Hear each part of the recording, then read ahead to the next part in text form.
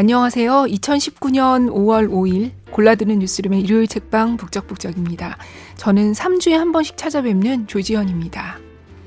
오늘은 어린이날이고 또 일요일이고 어떤 분들에게는 연휴이기도 할 테고 오늘이 아니더라도 5월은 집에 있기 뭔가 아깝고 멀지 않더라도 여행을 가고 싶은 달이기도 합니다.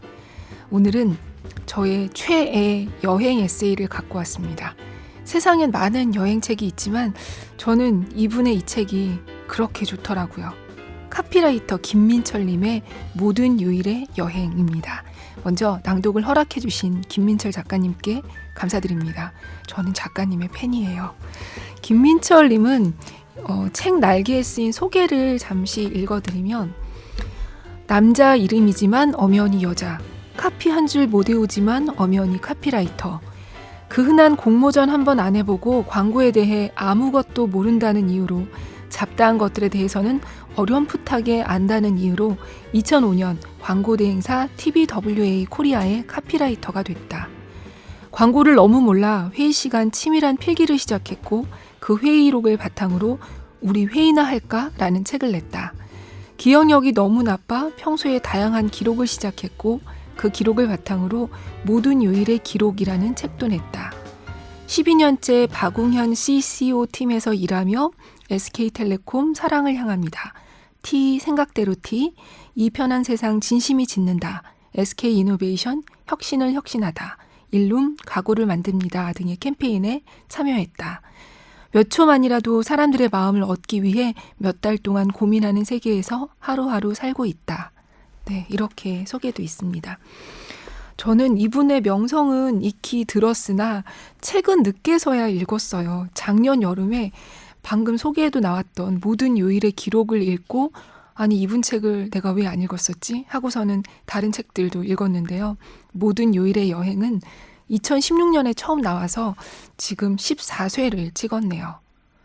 오늘 들으시면 아마 맞아 그렇네 하시겠지만 이 여행책은 그냥 어떤 여행지나 그곳에서 있었던 일에 대한 책은 아니에요.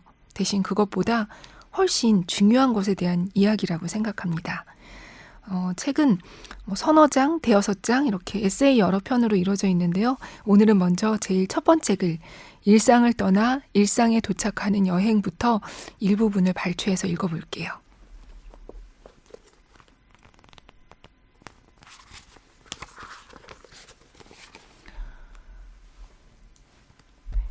사는 시간이 따로 있고 삶을 증언하는 시간이 따로 있는 법이다. 알베르 까미, 결혼 여름 중. 사는 시간은 도처에 널려 있었다. 살고 싶다는 의지와 관계없이 자동으로 살아갈 수 있도록 이 사회는 완벽한 시스템을 구축해 놓고 있었다. 아침에 눈을 뜨면 회사를 나가고 점심시간이 되면 유령 같은 모습으로 지갑을 들고 회사 앞 식당에서 밥을 먹었다. 야근을 하다 새벽이 되면 그제야 눈이 초롱초롱해졌고 해 뜨는 모습을 보며 잠들었다. 아침은 어김없이 왔고 발작적으로 일어나서 머리를 감고 화장을 하고 집 밖으로 뛰어나가 버스를 탔다.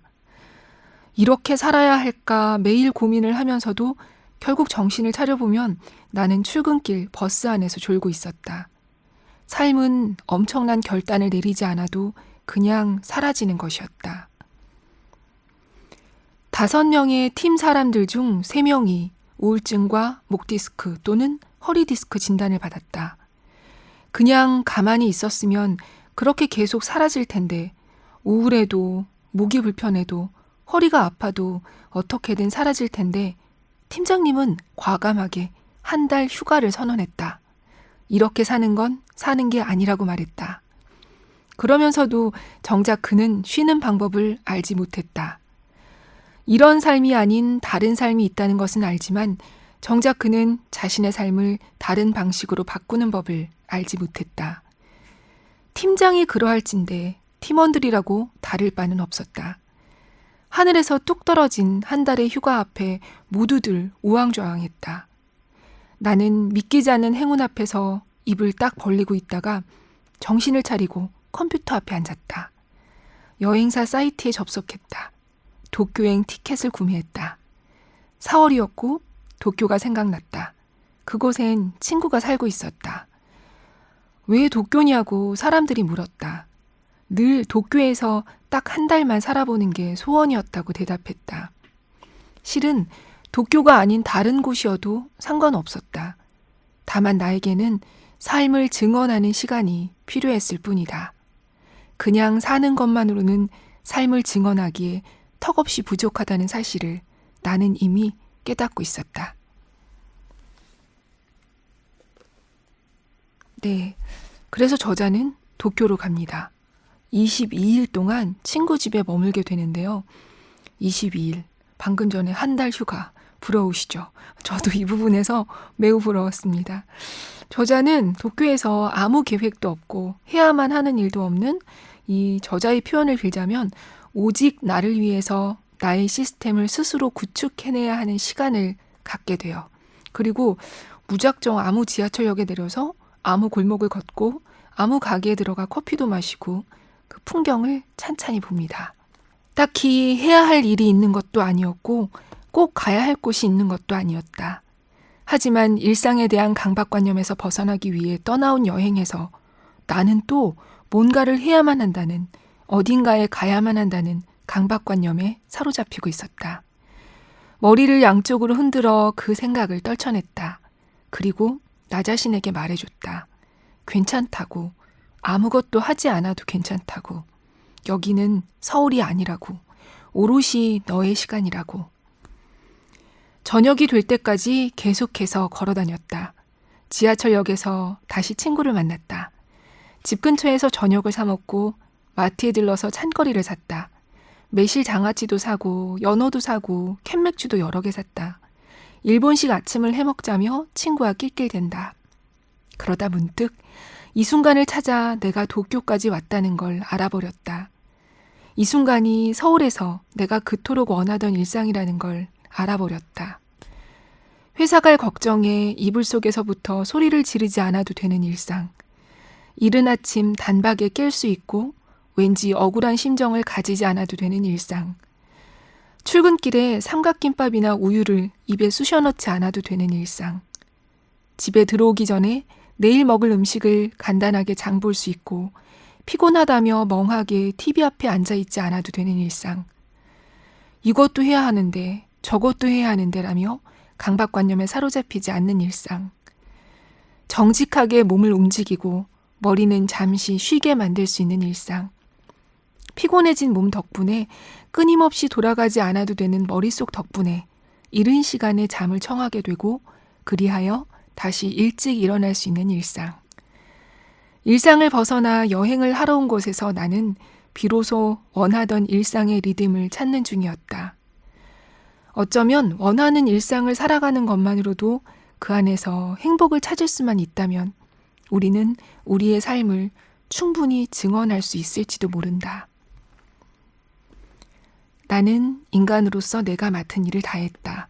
내가 종일토록 기쁨을 누렸다는 사실이 유별난 성공으로까지는 아니라 하더라도 어떤 경우에는 행복해진다는 것만을 하나의 의무로 삼는 인간 조건의 감동적인 완수라고 여겨지는 것이었다.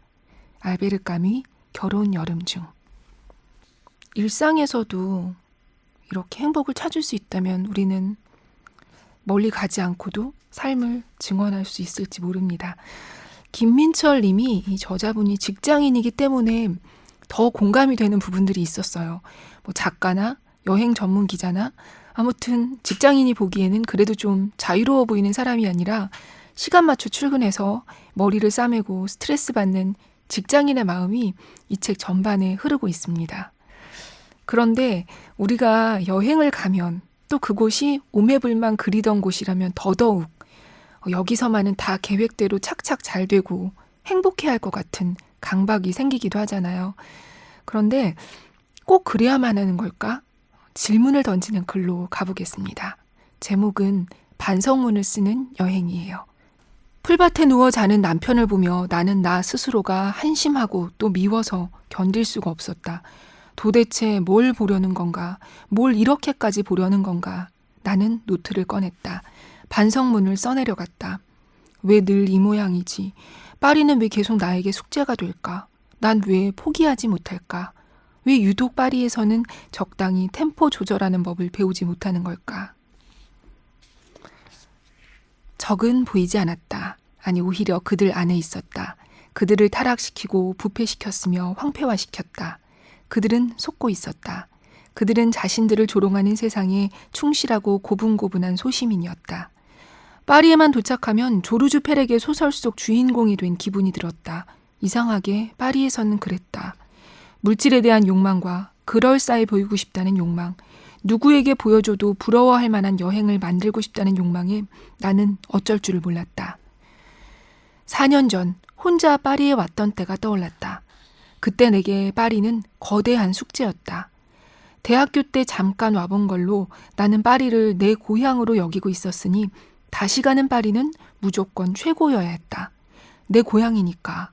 언어도 안 통하고 아는 사람도 하나 없는 이상한 고향이지만 무슨 상관이람?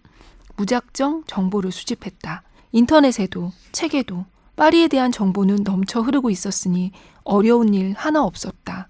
보는 곳마다 멋있어 보였고 내가 거기에 있다는 걸 상상만 해도 벅찼다. 보는 사진마다 맛있어 보였고 나도 저런 음식 꼭 먹어봐야지 다짐했다. 가야 할 곳, 봐야 할 것, 먹어야 할 것, 놓치지 말아야 할 것들로 파리를 빼곡히 채웠다. 그렇게 호기롭게 도착한 파리에서 나는 자꾸 길을 잃었다. 아니, 목적지를 잃었다.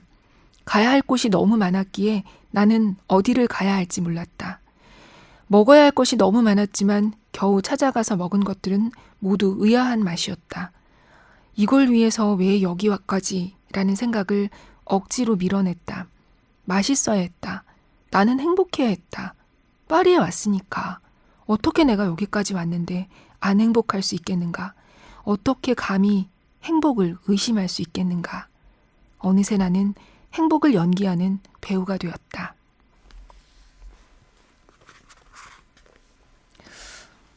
네, 이 전에 왔던 파리의 이런 강박적인 기억을 떠올리는데요.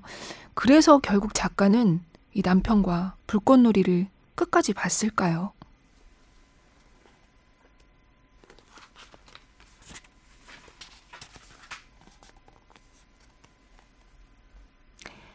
밤 11시, 드디어 불꽃놀이가 시작됐다.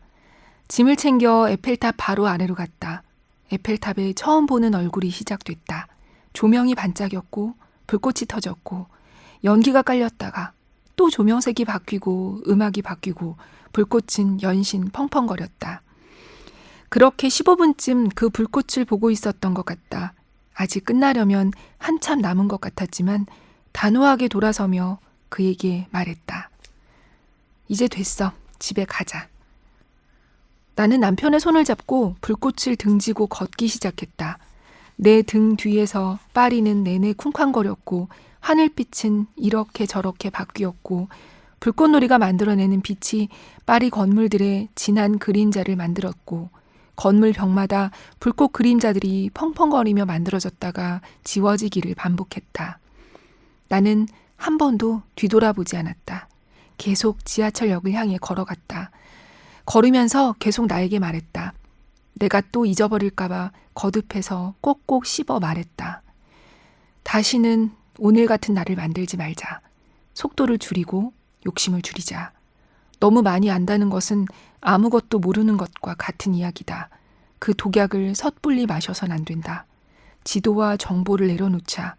우리의 취향과 우리의 시선과 우리의 속도를 찾자. 오늘은 겨우 시작이니까. 시작의 미숙함은 언제나 용서되는 법이니까. 우선은 집으로 돌아가서 씻고 잠을 자자. 내일부터는 여행자가 되어보자. 우연한 행복을 찾아보자. 진짜 여행을 시작해보자. 이 책 126쪽에는 이런 문장이 있어요. 거길 못 갔다고 큰일 나는 게 아니야. 그거 못 먹었다고 여행이 끝장나는 게 아니야. 그래요. 정말 그렇죠. 그리고 저자는 일요일이 있는 여행이라는 제목의 글에서 이렇게 썼습니다. 여행은 우리를 행복하게 만들기 위한 만반의 준비를 하고 있다. 동시에 여행은 우리를 불행하게 만들기 위한 만반의 준비를 하고 있다. 그저 비가 오는 것뿐인데 세상이 나를 등지는 느낌이 든다. 그저 몇 개의 가게가 문 닫았을 뿐인데 세상이 나를 향해 문을 닫는 느낌이다. 한 가게 주인이 나에게 불친절했을 뿐인데 온 도시가 나에게 불친절한 것 같은 느낌이 든다. 그저 길을 못 찾았을 뿐인데 이 여행 전체가 잘못된 길로 들어선 것 같은 착각이 든다. 이런 마음의 과장법은 순식간에 여행자의 다리를 걸어 넘어뜨려 버린다. 다름 아니라 포르투에서 내가 그랬다. 갑자기 비가 억수같이 내렸고 도무지 그칠 기미가 안 보였고 거기에 일요일이라 모든 가게는 문을 닫았고 용기를 내서 조금 움직여 보아도 갈 곳은 없었다. 몸만 흠뻑 젖을 뿐이었다. 바로 어제 해가 났을 때 이 도시를 떠올려 보니 불행의 강도는 더 크게만 느껴졌다. 어제는 세상에서 가장 행복한 사람이 나였는데 오늘은 세상에서 가장 불행한 사람이 바로 나였다. 내 마음의 과장법에 내가 넘어져 버린 것이다. 서울이라면 이런 날씨에 가기 좋은 카페를 알고 이런 날씨에 낮부터 술 마시기 좋은 술집도 알고 무엇보다 아무것도 안 해도 좋을 우리 집이 있는데 낯선 도시의 이방인에겐 도대체 어떤 정보도 없었다. 거리에 아무도 없는 걸 보면 나를 뺀 모두가 어딘가에 모여 좋은 시간을 보내는 듯한 착각까지 들었지만 그곳이 어딘지 나는 몰랐다. 가만히 서 있었는데 쫄딱 젖었다. 갑자기 내가 오랫동안 여행을 간다고 말했을 때 힘들겠다라고 말한 어떤 분의 말이 생각났다. 그때는 도무지 무슨 말인지 알아듣지 못했다. 어떻게 여행이 힘들 수 있단 말인가. 반항심까지 생겨났었지만 이제는 100번 공감했다. 여행은 우리를 불행하게 한다. 그리고 불행하게도 그 모든 불행에 대처하는 방법은 아무도 모른다. 오직 자기 자신만이 그때그때 답을 찾아내는 수밖에 없는 것이다. 찰리 브라운이 말했다. 인생이란 책에는 뒷면에 정답이 없다고. 정확하게 같은 결론이다. 여행이란 책에도 정답은 없다. 그 순간 그 장소에서 나의 선택만이 존재하는 것이다. 쫄딱 젖은 남편이 말했다. 그래도 어딘가 우리를 구원할 곳이 있지 않을까 여행책을 뒤적이는 나에게 남편이 단호하게 말했다. 여행에도 일요일이 필요해. 나는 미술관 기행을 떠난 사람이니 미술관에 대한 에피소드가 넘쳐나는 건 당연한 일이다. 그 이후로도 나는 아일랜드로 맥주 기행을 떠났고 프랑스 부르고뉴로 와인 기행을 떠났고 남프랑스로 까미 기행을 떠났다. 한 가지 목적을 두고 나머지는 어떻든 상관하지 않는 여행. 그것이 무엇이든 상관없다. 음식만을 위해 여행을 떠난 사람을 나는 존경한다. 그 섬세한 미각과 그 맹목적인 추구에 박수를 보낸다. 야구만을 위해 여행을 떠난 사람들도 나는 알고 있다. 야구를 전혀 모를 때였지만 그 여행에도 경이로운 구석이 있었다. 스노클링을 위해서 끝없이 여행을 떠나는 사람도 나는 알고 있다. 그 사람은 그걸 위해서 돈을 벌고 그걸 위해서 휴가를 쓰고 그걸 계획하며 행복해한다. 그런 열정은 사람을 소진시키지 않고 더 활활 타오르게 만든다. 옆에서 지켜보는 사람까지 부러움에 젖게 만든다. 외국 유명한 미술관 앞에 길게 늘어선 줄을 볼 때면 늘 생각한다. 이 사람들은 평소에도 이토록 미술관을 좋아하는 사람일까? 서울에서도 미술관을 가본 적 없고 살면서 한 번도 미술관에 가본 적 없는 사람들이 파리에 왔으니까 그래도 루브르니까 라며 땡볕에 길게 줄을 선 걸 보면 가서 말하고 싶어진다. 안 그래도 돼요. 유명하다고 꼭 가야 하는 건 아니에요. 그림을 좋아하지도 않잖아요. 술을 좋아하신다고요? 그럼 여기 진짜 맛있는 와인을 파는 집이 있어요. 빈티지를 좋아하신다고요? 그럼 이 도시만큼 좋은 곳이 없죠. 조금만 걸어보세요. 그냥 아무것도 안 하고 싶다고요? 그렇다면 진짜 여기 잘 오셨어요. 아무 카페에나 앉아서 멍하니 사람들을 구경해보세요. 여행의 참맛은 거기에 있어요.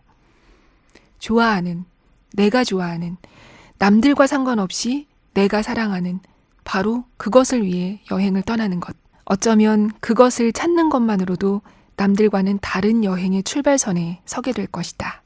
건투를 빈다. 네, 참 이걸 읽다 보면 이렇게 한 가지를 위해 떠나고 싶고 거기서 일요일이 있는 여행도 하고 싶어집니다. 저도 요즘 여행이 너무 가고 싶어서 거의 병날 지경이거든요. 저는 혼자 어떤 숲에 가서 아무 말도 하지 않는 그런 조용한 여행이 가고 싶습니다. 이 책에는 저자 혼자 떠난 여행도 있고 남편과 떠난 여행 이야기도 있고 출장으로 가게 된 곳 이야기도 있어요. 이번에 읽을 글이 바로 그런 건데요. 이분이 카피라이터잖아요. 어떤 프로젝트에 재능 기부로 카피를 쓰게 되면서 스리랑카의 내전 지역을 가게 됩니다. 아이들에게 자전거를 선물하자는 캠페인이었는데요. 이 글의 제목은 희망을 고집하는 여행이에요. 저는 뒷부분을 읽어드릴게요. 하지만 나는 남몰래 회의적이었다. 티를 낼 수는 없었지만 자꾸 비관론이 내 맘속에 잦아들었다. 자전거 한 대가 과연 희망이 될 수 있을까? 비만 오면 무너져 내리는 비닐봉지로 만든 집에 사는 이 아이들에게 희망은 무엇인 걸까? 포탄이 머리를 스쳐 지나가 숨구멍이 다 보이는 아이에게 자전거가 어떻게 희망이 될 수 있는 것일까? 절망이 가득한 이 땅에는 도대체 어떤 희망이 있는 걸까? 희망을 찾으려고 그토록 애를 쓰는 모두를 앞에 두고 나는 어쩌자고 이런 생각을 하는 걸까? 그때 내 눈에 풍선이 보였다. 분명 어제 내가 준 주황색 풍선과 하얀색 풍선이 동네 아이들의 손에 쥐어져 있었다. 학교에서 꽤 멀리 떨어진 마을에서 본 믿을 수 없는 풍경이었다. 학교에 가기엔 너무 어린 아이들의 손에도 어제 나와 마주쳤을 것 같은 아이들의 손에도 그 풍선들이 쥐어져 있었다. 그리고 아이들은 그 풍선 하나로 웃고 있었다. 나는 그만 모든 것이 미안해져 버렸다. 겨우 그거여서 미안했고 부족해서 미안했고 겨우 몇 시간에 힘들다고 생각한 게 미안했다. 무엇보다 절망을 말할 자격도 없으면서 그들의 희망을 비관한 것이 미안했다. 도대체 무슨 자격으로 내가 그들의 희망을 비관한단 말인가? 저렇게 희망이 웃고 있는데, 고작 풍선 하나에 웃는데 저 웃음을 어떻게 비관할 수 있는가? 나는 오래전 하워드 진의 책에서 읽은 가르침을 떠올렸다. 나에겐 절망할 권리가 없었다. 내가 해야 할 일은 단 하나였다. 희망을 고집하는 것. 전쟁에도 불구하고, 지뢰에도 불구하고, 비닐봉지 집에도 불구하고 희망을 고집하는 것. 풍선 하나에, 꽃 한 송이에 활짝 웃으며 아이들이 기어이 희망을 고집하고 있었기 때문에 나는 희망을 고집한다. 끝끝내 꺾일지라도 끝까지 나는 희망을 고집한다. 어떤 희망은 의무다.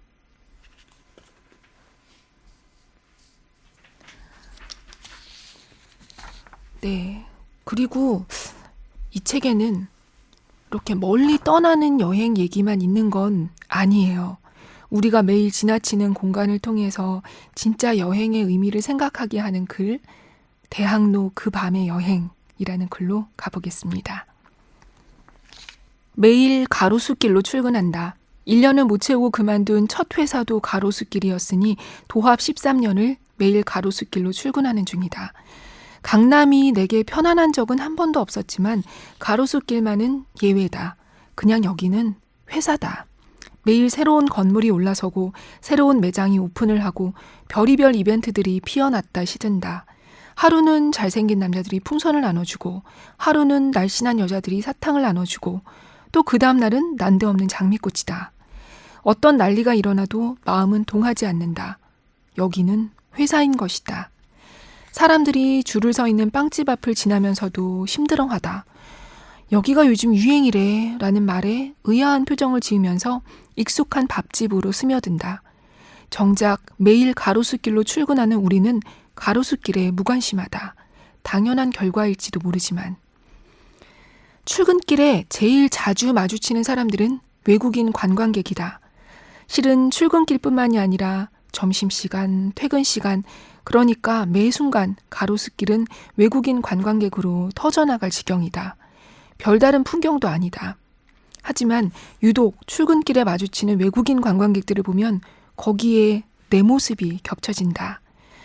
아직 어떤 가게도 문을 열지 않은 가로수길, 뭐가 있는지도 모르겠지만 유명하다는 길, 뭔가를 기대하고 왔다가는 아무것도 없어 정말 아무것도 아닌 시간을 보내기 십상인 길, 할 수 있는 건 방황밖에 없어서 돌아가서는 가로수길에 나도 가봤어 라는 말 말고는 아무 말도 할 수 없는 길, 그런 길 위에 서 있었던 내가 자꾸 겹쳐진다.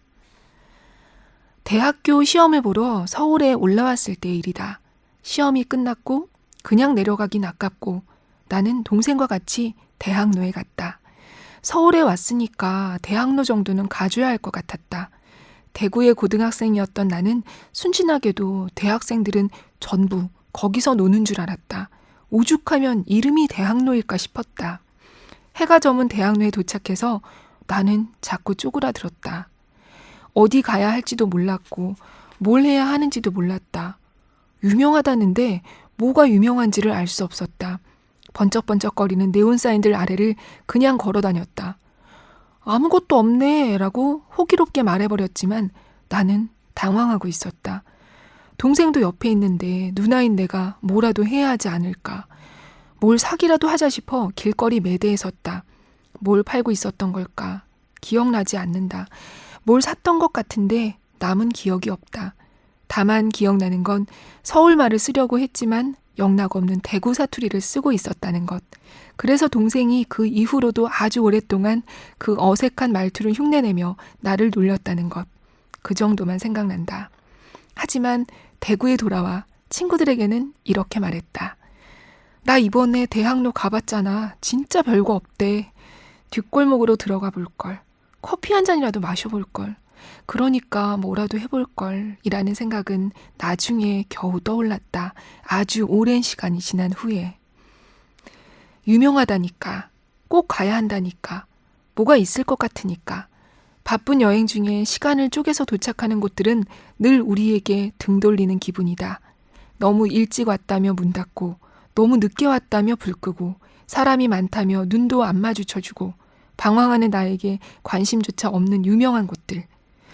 줄이 길어 내가 언제 들어갈 수는 있을까 조바심 나는 곳들.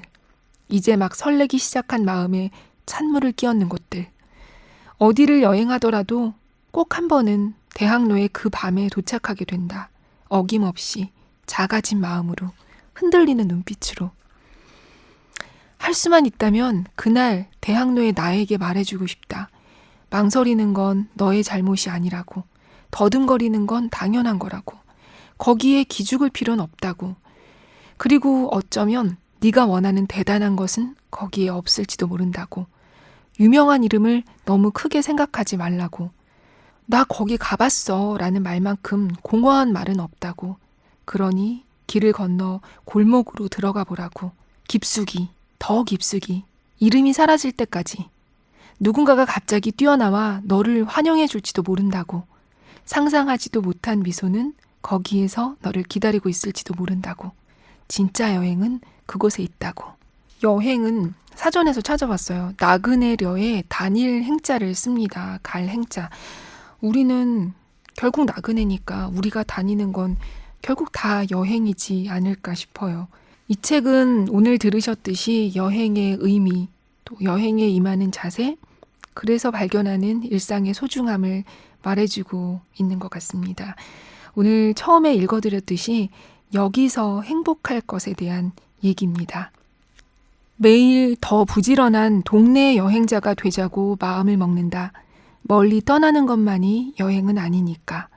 멀리 여행을 떠나 비싼 수업료를 내고 배운 것은 결국 여행자의 마음가짐이니까. 그 마음가짐으로 내 고향을 여행해보자고 마음을 먹는다. 네. 여기서 행복하고 떠나서도 행복하려면 잊지 말아야 할 게 있습니다. 이번엔 주름살이 없는 여행의 일부를 읽어볼게요. 남해의 여행은 남의 떡이다. 언제나 더 커 보이고 언제나 윤기가 흐른다. 흠집은 좀처럼 찾아지지 않고 부러운 행운만 넘쳐흐른다. 어쩜 그 여행의 풀밭은 그토록 푸르른지.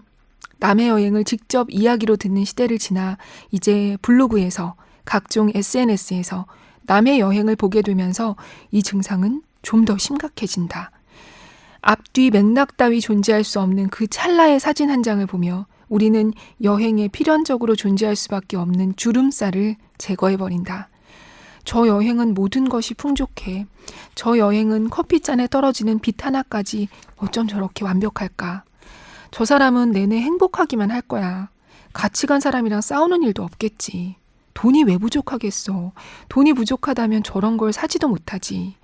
여행은 또 왜 저렇게 자주 가? 시간도 넘쳐나나 봐. 명백히 세상은 엄친아들의 여행으로 넘쳐난다. 알고 있다. 나의 여행도 누군가에게는 그렇게 보일 것이란 사실을. 내가 나의 SNS를 보고 있어도 이토록 모든 조건을 다 갖춘 여행이 없어 보인다. SNS에서는 내가 방금 버스를 놓쳤다는 사실도, 어마어마하게 바보짓을 하고 있는 중이라는 것도, 엄청 비린 생선을 엄청 비싼 돈에 먹었다는 사실도 편집된다.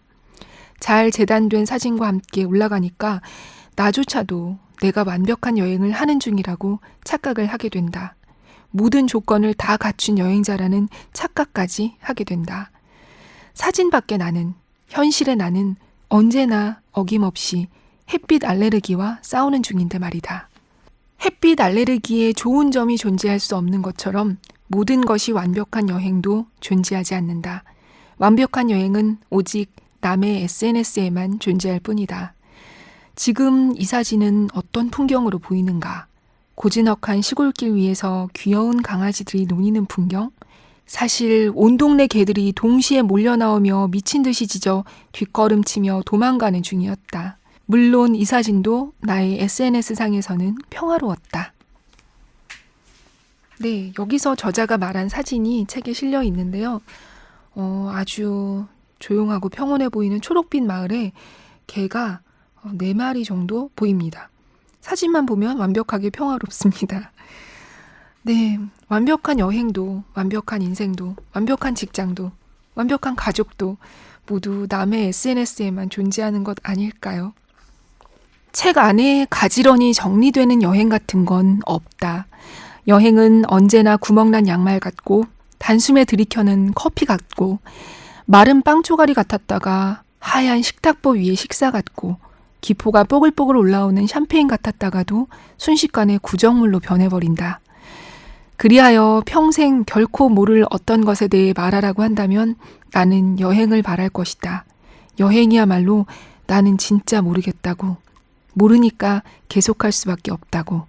끝까지 해보겠다고. 저자가 카피라이터여서일까요? 이 독자의 마음도 확 사로잡는 듯합니다. 또 책 곳곳에 저자가 직접 찍은 사진들이 같이 여행을 다니는 것 같은 느낌을 줘요. 오늘 읽어드린 글들 외에도 이 제목들을 좀 소개해드리면 고향을 찾는 여행, 책을 따라 떠나는 여행, 영원히 반복되는 여행, 단골집을 향해 떠나는 여행, 마법의 질문을 가지는 여행, 사랑스러운 결점으로 가득 찬 여행, 좋은 술을 영접하기 위해 떠나는 여행, 달라진 나를 만나는 여행, 청춘의 답장을 보내는 여행, 천사를 만나는 여행 등등이 있습니다. 제목만 들어도 궁금하시죠? 읽어보고 싶으시죠? 여행 갈 때 기차나 비행기에서 읽기에도 참 좋을 것 같아요. 이런 마음으로 여행지에 도착하면 좀 덜 쫓기고 나의 속도대로 여행을 즐길 수 있을 테니까요. 또 어딘가를 가지는 못할 때도 여행 책을 읽으면 왠지 대리만족이 좀 되잖아요. 다음에는 제가 기회를 봐서 이분의 모든 요일의 기록도 읽어드리고 싶은데 청취자 여러분들께서 팟캐스트를 들으시고 책도 좀 사주시고 하면 뭔가 낭독 허락을 받기가 조금은 더 쉬워지지 않을까 하는 기대를 살짝 해봅니다. 오늘도 들어주셔서 감사합니다. 지난번 카프카의 변신 들으시고 팟빵에 댓글 남겨주셨죠?